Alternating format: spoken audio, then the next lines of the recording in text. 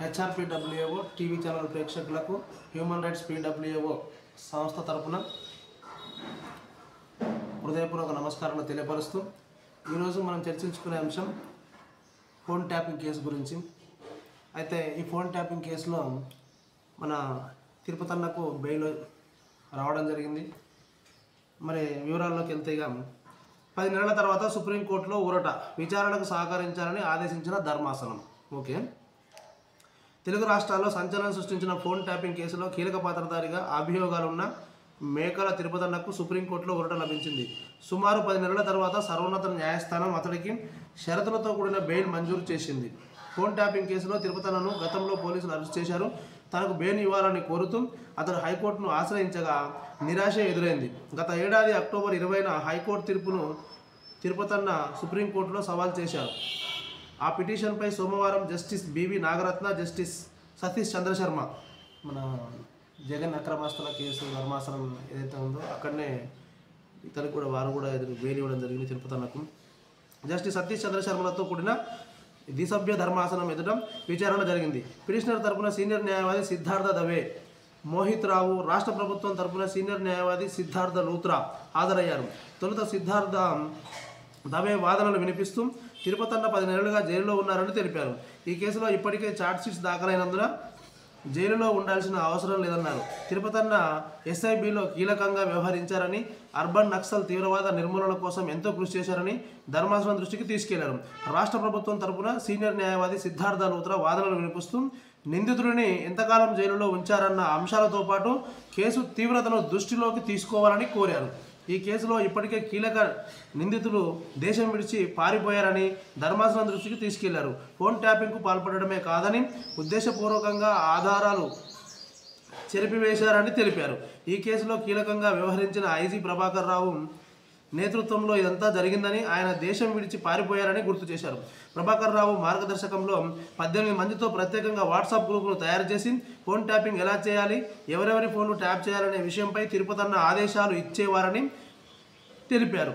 రాజకీయ నేతలతో పాటు కొందరు న్యాయమూర్తులు ఫోన్లు సైతం ట్యాప్ చేశారని ధర్మాసనానికి వివరించారు. 2023 డిసెంబర్లో అసెంబ్లీ ఎన్నికల ఫలితాలు రాగానే ప్రభుత్వం మారుతుందని తెలిసి ఆధారాలను ధ్వంసం చేశారని చెప్పారు. ప్రస్తుతం గూగుల్ సర్వర్ నుంచి సమాచారం తీసుకుంటున్నామని తెలిపారు. ఈ కేసులో తిరుపతన్న పాత్రపై మరింత సమగ్ర దర్యాప్తు అవసరమని, దీనికి మరో 4 నెలలు సమయం పడుతుందని స్పష్టం చేశారు. వాదనలు విన్న ధర్మాసనం షరతులతో కూడిన బెయిల్ మంజూరు చేసినట్లు స్పష్టం చేసింది. ఇప్పటికే కీలక నిందితులు దేశం విడిచి పారిపోయారని, పాస్పోర్టు సరెండర్ చేయాలని ఆదేశించాలని సిద్ధార్థ లూత్రా గారు కోరిన విధంగా ఇతర షరతులన్నీ ట్రయల్ కోర్టు మార్గనిర్దేశనం చేస్తుందని ధర్మాసనం వెల్లడించింది. తిరుపతన్నకు బెయిల్ మంజూరు చేసిన తర్వాత న్యాయవాది మోహిత్ రావు మీడియాతో మాట్లాడారు. తిరుపతన్నకు చెందిన మొబైల్ కంప్యూటర్లు అన్ని పోలీసులు ఇప్పటికే సీజ్ చేశారు. ఇందులో సాక్షులు, పోలీసు అధికారులు, న్యాయమూర్తులే ఉన్నారు. సస్పెన్షన్కు గురైన తిరుపతన్న వాళ్ళను ప్రభావితం చేయడం ఎంతవరకు సాధ్యమన్నారు. అసలు విషయానికి వస్తే ఇక్కడ పోలీసు వారు అలాగే గవర్నమెంట్ ఉద్యోగులు గుర్తుంచుకోవాల్సిన అంశం ఏంటంటే, మనం పదే చెప్తున్నాం, మన టీవీ ఛానల్ స్టార్ట్ అయినప్పటి నుంచి ఇప్పటికీ చాలాసార్లు చెప్పడం జరిగింది.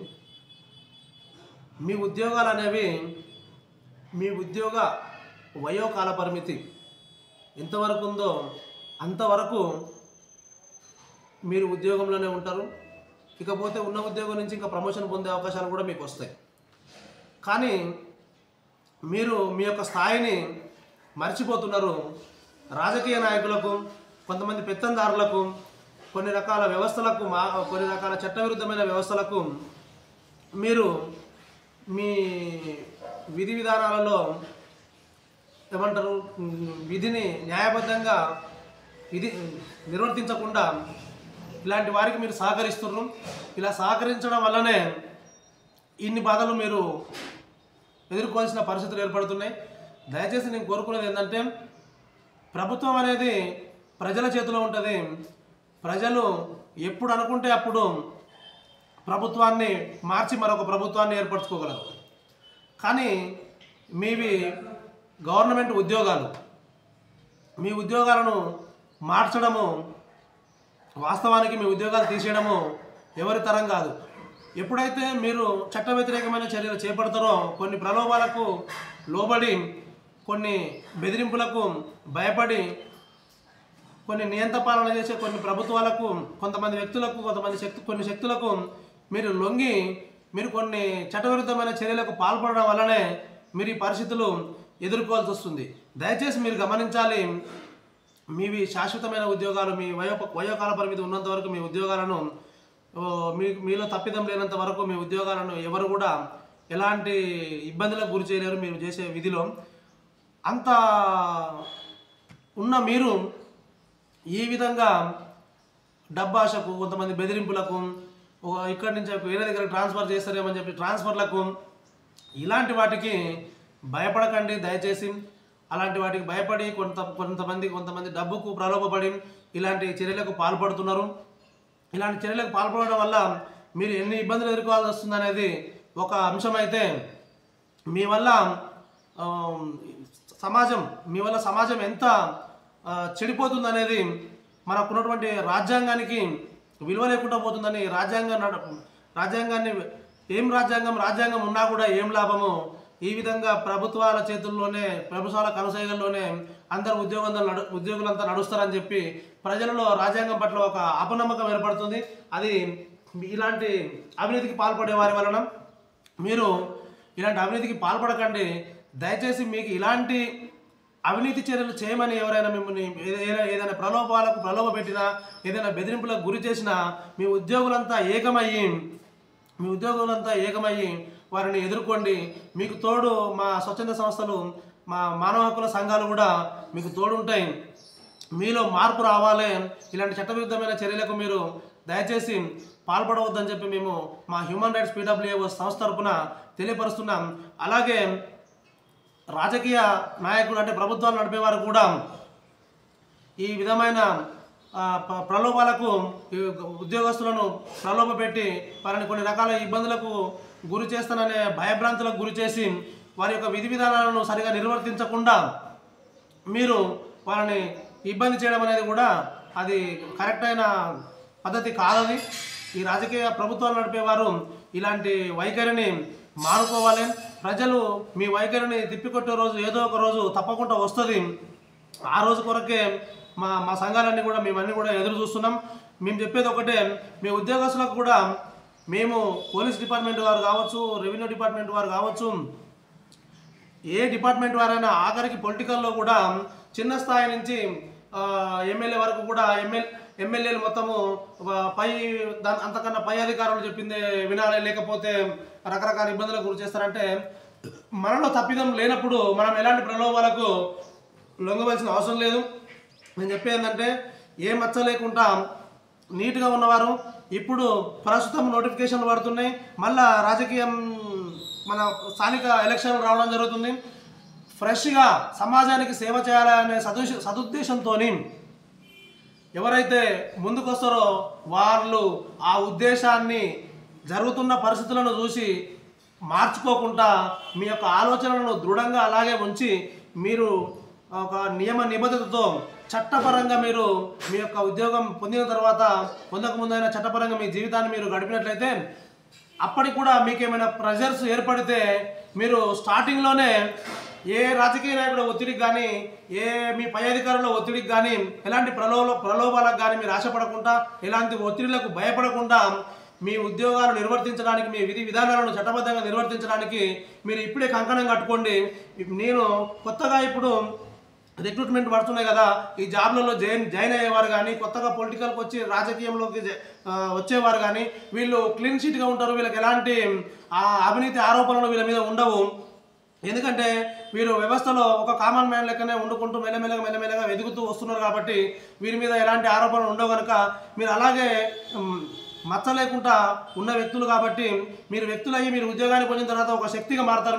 మీరు అధికారాలు పొందిన తర్వాత ఒక శక్తిగా మారుతారు. మీ శక్తిని మీతోనే, మీకు తెలియకుండా కొంతమంది అధికారులు, కొంతమంది ప్రభుత్వ అధికారులు కావచ్చు, రాజకీయ నాయకులు కావచ్చు, మీ ద్వారా కొన్ని చట్ట వ్యతిరేకమైన చర్యలు చేయించే ప్రయత్నంలో ఉన్నప్పుడు మీరు వాటిని దయచేసి వ్యతిరేకించండి. మీకేమైనా ఇబ్బందులు ఎదురైతే ఆ తరుణంలో మీరు మా అలాంటి స్వచ్ఛంద సంస్థలను మాది HRPWO human rights protection and welfare awareness organisation సంస్థ ఇది సంప్రదించండి. మీకు తప్పకుండా మేము మా ప్రాణాలు తెగించైనా సరే దేనికి భయపడకుండా మీకు సపోర్ట్గా ఉంటాం. ఆదిలోనే మీరు ఇట్లాంటి ఎదుర్కొనే స్వభావాన్ని మీరు పెంచుకున్నట్టయితే ఇక మిమ్మల్ని చూసి ఇంకా వేరే వాళ్ళు ధైర్యము, మీ తర్వాత మళ్ళీ ఉద్యోగంలో జాయిన్ అయిన వారు ధైర్యము, ఎవరైనా కొన్ని తప్పిదాలు చేసిన వాళ్ళు ఉంటే వారు కూడా అలాంటి తప్పిదాలు ఇంకా మరలా చేయకుండా ఉండేందుకు ఒక ధైర్యం అనేది అది ప్రభుత్వాధికారుల్లో ఇట్లా ఆఖరికి పోలీసు వారిలో కూడా ఒక ధైర్యం అనేది వస్తుంది. ఆ తర్వాత వ్యవస్థ మెల్లమెల్లగా ఈ వ్యవస్థలో కరప్షన్ని మనము మార్చవచ్చు. కాబట్టి ఇప్పుడు సమాజానికి చట్టబద్ధంగా, న్యాయబద్ధంగా, నీతి నిజాయితీ, ధర్మబద్ధంగా, మానవత్వంతో కూడిన సేవలు అందించాలని ఉన్న ప్రతి మనిషి కూడా అలాంటి ఆలోచనలను ఎట్టి పరిస్థితుల్లో సమాజంలో జరుగుతున్న పరిస్థితులకు నర్వస్ కాకుండా మీరు దృఢమైన నిర్ణయాన్ని తీసుకొని ముందుకు వెళ్ళాలని చెప్పి మీకు మా తరఫున మేము కోరుకుంటున్నాం. ఇన్ కేసు మీకు అలా వెళుతున్న తరుణంలో ఎలాంటి ప్రెజర్లు మీకు ఏర్పడ్డా కూడా, ఎలాంటి ఇబ్బందులు మిమ్మల్ని ఎవరిని పెట్టినా కూడా, చట్టవిరుద్ధంగా మిమ్మల్ని ఎవరిని చర్యలు చేపట్టమని మిమ్మల్ని ఎవరిని ఎలాంటి ప్రలోభాలకు గురి చేయాలని చూసినా కూడా మీరు అలాంటి ఒత్తిళ్లకు భయపడకుండా, అలాంటి ప్రలోభాలకు లొంగకుండా మీరు ఉండండి. ఇన్ కేసు ఏమైనా ఒత్తిళ్లు కానీ, ఇంకేమైనా మీకు ఇబ్బందులు కానీ, ఎవరితో బెదిరింపులు కానీ ఏమైనా వచ్చినా కూడా మీకు చట్టవిరుద్ధమైన చర్యలు చేయమని మిమ్మల్ని ప్రెజర్ చేసిన పక్షంలో మీరు మా హ్యూమన్ రైట్స్ PWO సంస్థని మీరు ఒకసారి సంప్రదించండి. తప్పకుండా మేము మీ తరఫున మా సంస్థకు ఉన్నటువంటి ఒక అవకాశము కేసులని సుప్రీంకోర్టులో కూడా డైరెక్ట్ మేము దాఖలు చేసే వెసులుబాటు రాజ్యాంగం కల్పించింది కనుక ఆ పరంగా మా సంస్థ తరఫున మేము సపోర్ట్ చేయడానికి సిద్ధంగా ఉన్నాం. దయచేసి దీన్ని గమనించగలరు. థ్యాంక్ యూ, ధన్యవాదాలు.